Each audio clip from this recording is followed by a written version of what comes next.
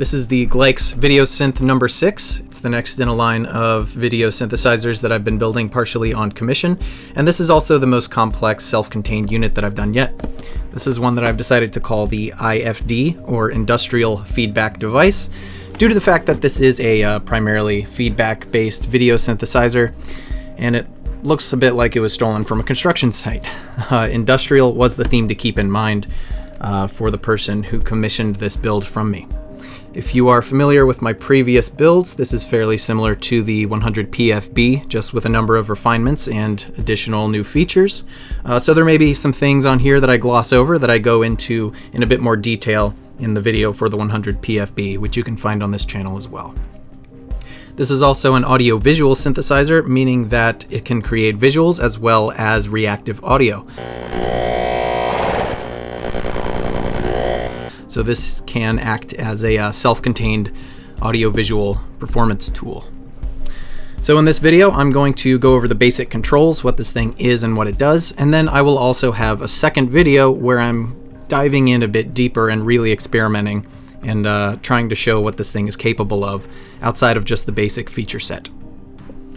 So jumping right in, our rear I/O on the back panel here, we've got a 2.1mm barrel jack for power. This runs off of 5-volt power, so it can be run over USB or something like a power bank. We can take audio in, either through a 1/4 inch or 1/8 inch or 3.5mm audio jack. We have a VGA video output and 2 composite video outputs. For this video, I'm going to be sending one feed to my capture card and one to a CRT monitor. And I'm actually going to be showing the CRT on screen to demo this just because I've used my capture card in the past, and I thought it'd be good to show what this thing looks like on a CRT. So over here on the right is our main power switch. As this comes up, you'll see we're at 1024 by 768 at a refresh rate of 60 Hz. That is our default resolution and refresh rate. Got a power indicator LED right here, and here's our feedback. First things first, we have our 3 main color mix knobs for red, green, and blue, so we can dial in and out each of those colors.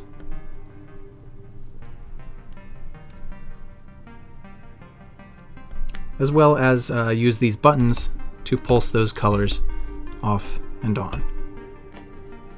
Let me pull these back up here. Over here we have image shift controls for moving the image up, down, left, and right. These are what we will use to direct the feedback's movement. Up here, this button adjusts the zoom or the crop. So if I hit this, then we're going to expand the image, and now our feedback is expanding outward. So let's bring that back inward. And this here is one of our menu buttons. So if I hit this, we have a few options here. We can adjust the horizontal size. So if I stretch this out, then we're going to be directing our feedback outward. And it's the same vertically. We also have some controls for brightness, contrast, hue, saturation.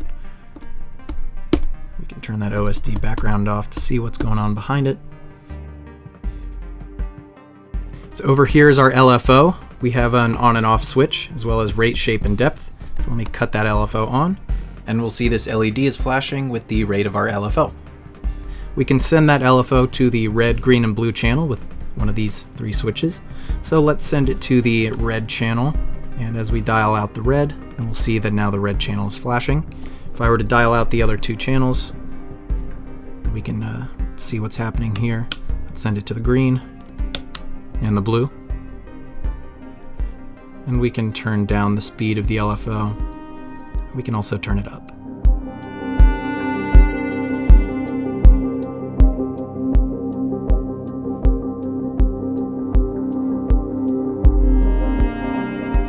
One thing that's new on this device is that I've added a switch to go from a low range of speeds on that LFO to a high range, so we can get the LFO to act a bit more like a standard oscillator. So let's send it to the red channel here with everything else off. And what you'll notice is that we're able to actually get some scan lines. So as we play with the speed a little bit, at multiples of 60 Hz, we're going to see more scan lines here. And then with this shape knob, we can kind of blur those a little bit, get some softer looking lines. Not a perfect ramp, but it will soften it a little bit. And this is just the amount that the LFO is going to the specified color channel.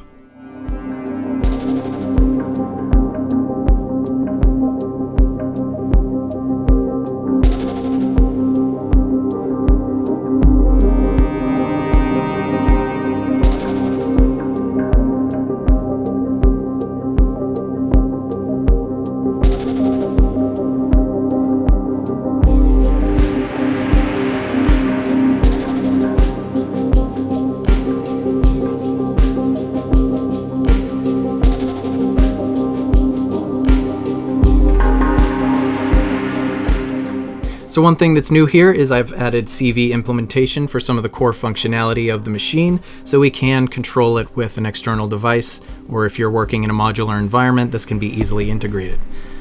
So let's cut the LFO off here.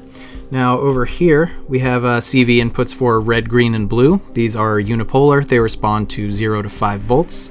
And over here we have gate trigger inputs for up, down, left, and right, and the zoom or the crop adjustment here on the very right. So if I were to take a square LFO out of this mother 32, send it to the red channel, then we can obviously, just like the internal LFO, we can control it with an external device. And if we go into high speeds, then we can get scan lines with this as well. And the same goes for each of the color channels.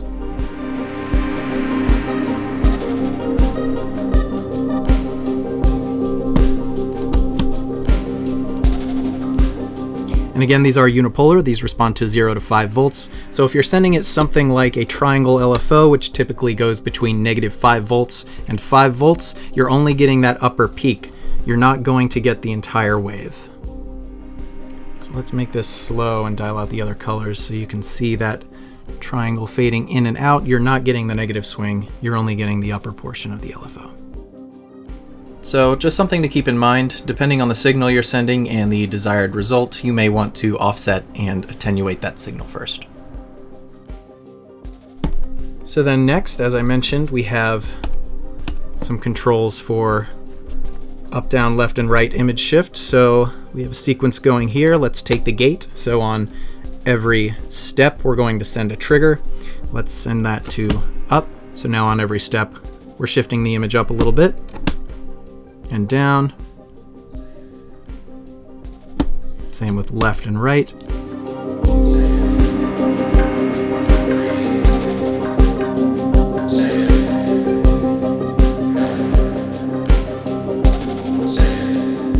And it's the same with that zoom adjustment here. But without going into it, there were a few quirks to work out. So right now, this little switch here, if it's in the right position, you can use this button. But in the left position, that zoom is being controlled by the trigger input. And then one thing you might think about if you're using an external signal here is that if I'm sending this in LFO right now, we can still send it the internal LFO, and then we can get some interesting phasing structures here. So now here are two slightly out of phase LFOs on top of each other, so we can get those waves kind of overlapping here.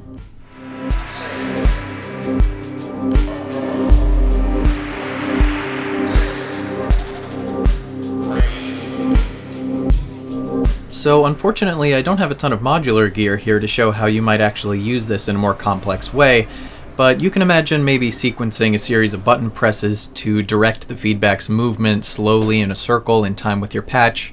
Maybe every time there's a snare hit, we're zooming in and out. Every time you open up a certain filter, we're increasing the color blue, which is causing more or less feedback. I think there are a lot of ways here to get creative with actually visualizing your signal flow. Next up, we've got a 24-point Patchbay up here. It's a bit multifaceted, which I'll get into, but one primary use here is just experimentation, plugging stuff in and seeing what happens. There are a lot of combinations here to try out, most of which cause some unique glitchy effects that impact the way the feedback looks and behaves.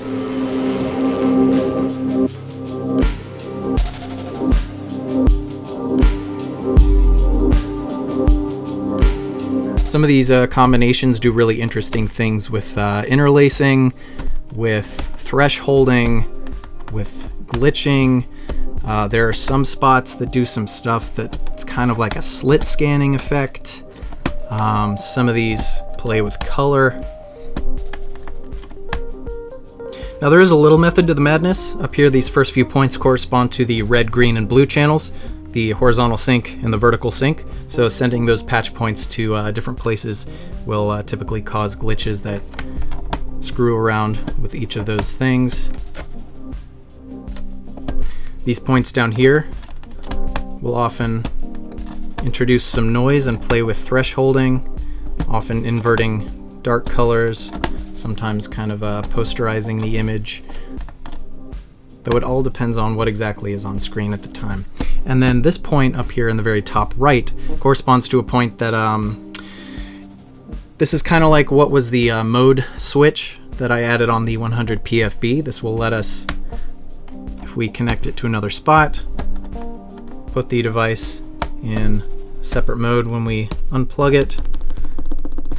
And in this mode, it can be a little harder, a little more finicky to dial in feedback, but now the feedback that we're getting is all a bit pixelated. It's kind of, it's all being quantized into these little quadrants, which I think looks kind of nice.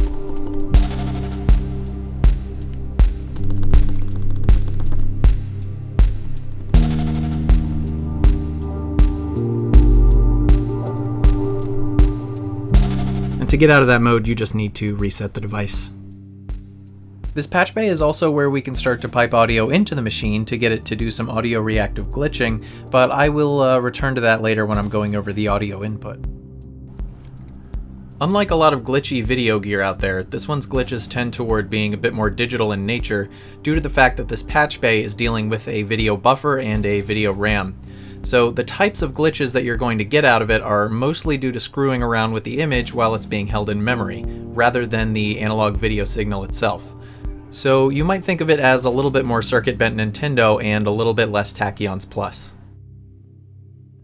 So if you recall, I did say this is an audio-visual synthesizer, and this Patchbay is where we can start pulling audio out of the machine. So again, these first few points correspond to the red, green, and blue channels. So I'm going to take this cable here that's going to my sound card and plug it into the patch point that corresponds to the red channel.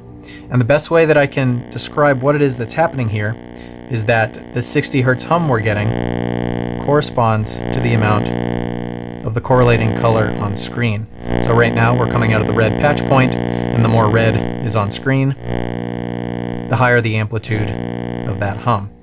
But it gets a little more interesting when we start changing the shape of the color on screen. So then as it's scanning through the image, it's building all these little peaks of amplitude based on the brightness of that color at each pixel. And then as the image changes, so does the placement of each of those peaks during each cycle. So we start forming some really interesting waveforms based on the placement of the color on screen. At least, that's what I think is happening. I'm not 100% sure, to be honest.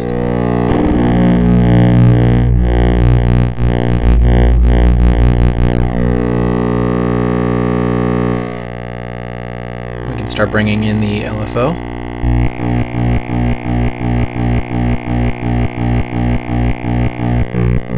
And because we can make the LFO act like a standard oscillator, then we can have our bass frequency and then start dialing in some harmonics.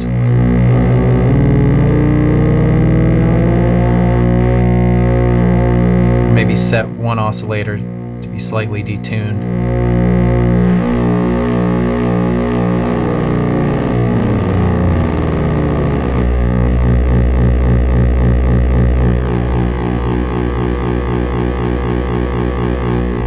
And the same thing applies to the other patch points that correspond to each of the other colors.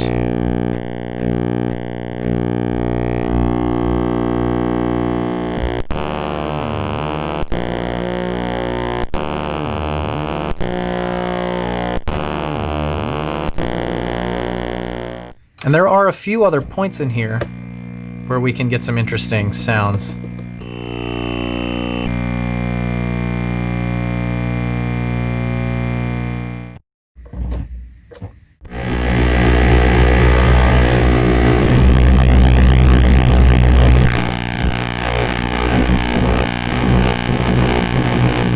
course, we can play with the Patchbay while we're grabbing audio from it to get some more variation.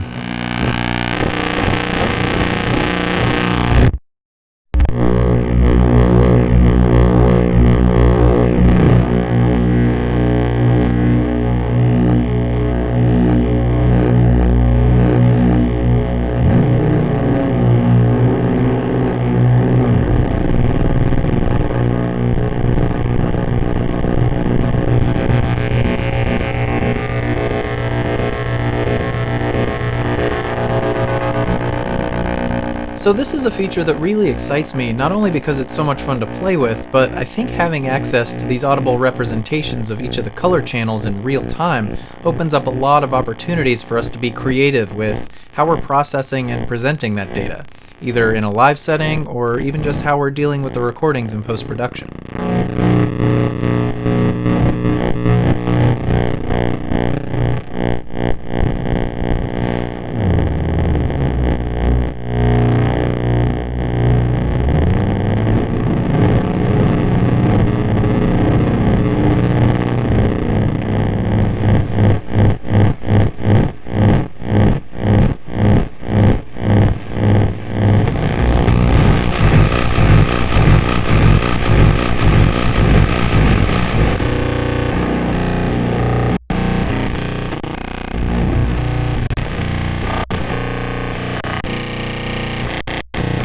These two spots actually freeze it.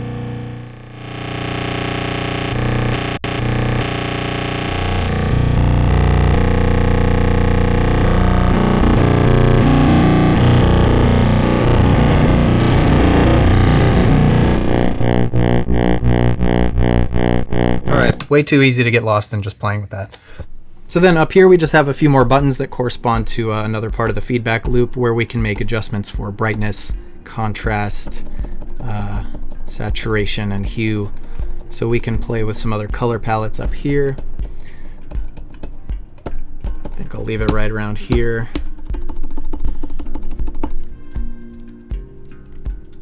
Next up is that audio input that I mentioned with the two inputs on the back. So we have an audio amplifier internally, so if you want to send this thing audio from something like a phone or something that's not already being amplified, then we can adjust the gain enough to get some unique looks. So the controls for the audio input are up here. What I want to mention first is that we have an on and off for that internal amplifier. We have gain control, and before even sending this thing any audio, I want to mention that at very high gain, the amplifier can be a little noisy, which is nice in this case, because now we can send that noise to different color channels. If we send it to all three channels, we're now black and white. It's just one way to play with some other looks that you might not get with the device on its own. So anyway, let's dial out those sends, dial down the gain. Let me dial out each of these color channels. And we can send that audio to each of the color channels. So if I were to dial up the send for the red channel,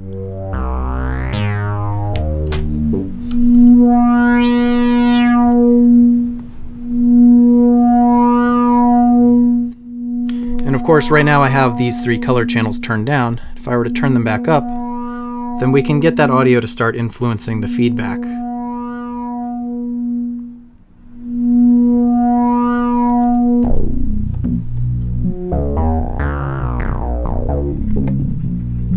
Let's try sending it to the green channel here.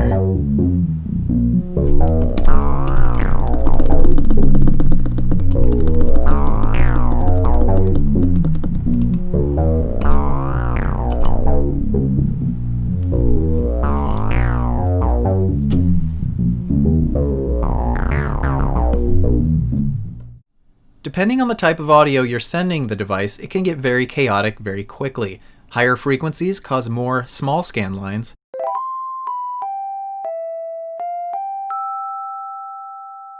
Lower frequencies cause fewer larger scan lines.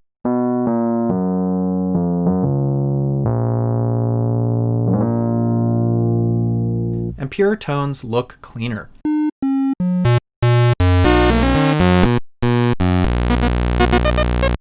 so a frequency spectrum full of sound is going to appear a bit noisier.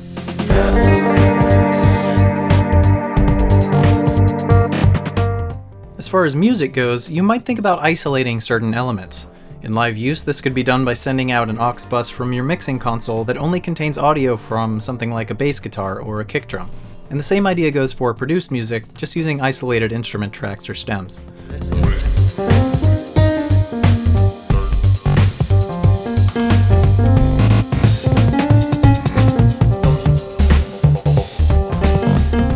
And if you're in an electronic workflow, sending audio from an instrument or module that's particularly sparse or tonal can work well.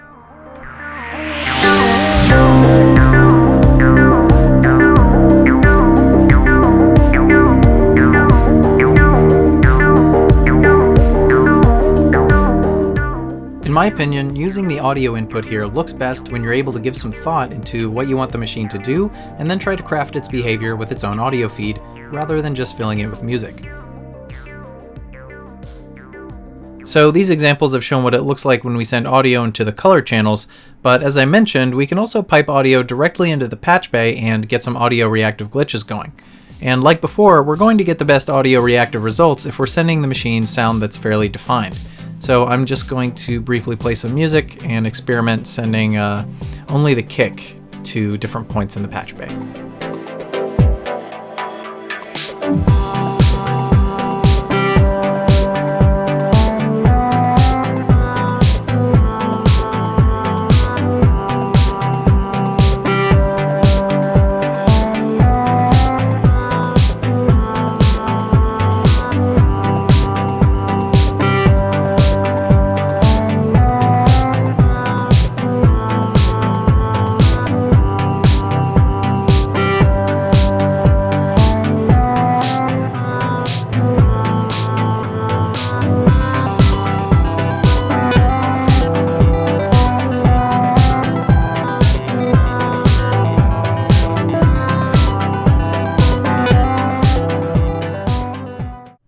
So again, this has been a fairly basic, though a little lengthy overview of the core functionality, what this machine is and how it works.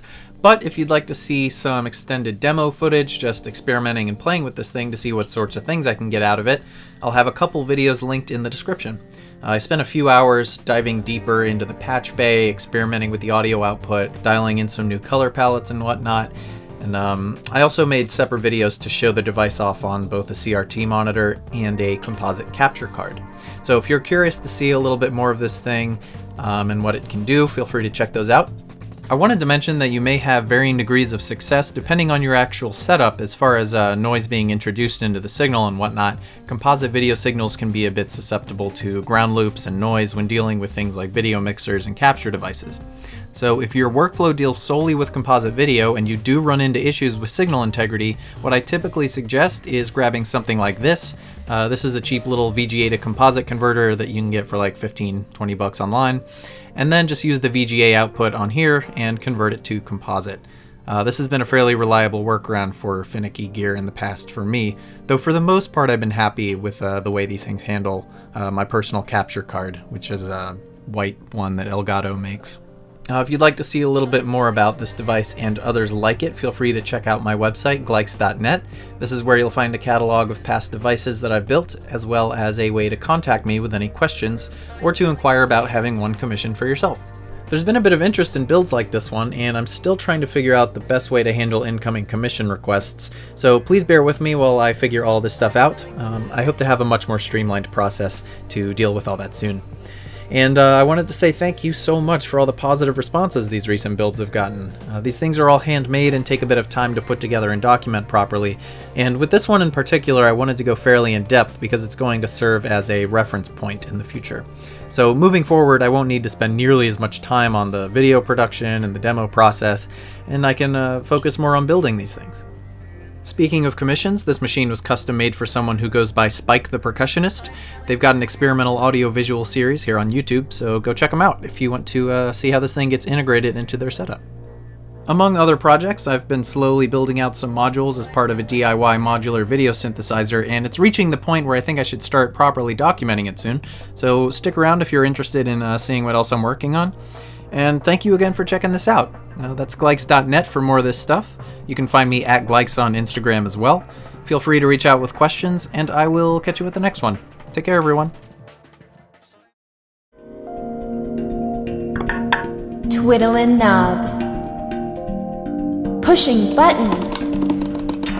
Caution! Voiceover. I'm a little hoarse.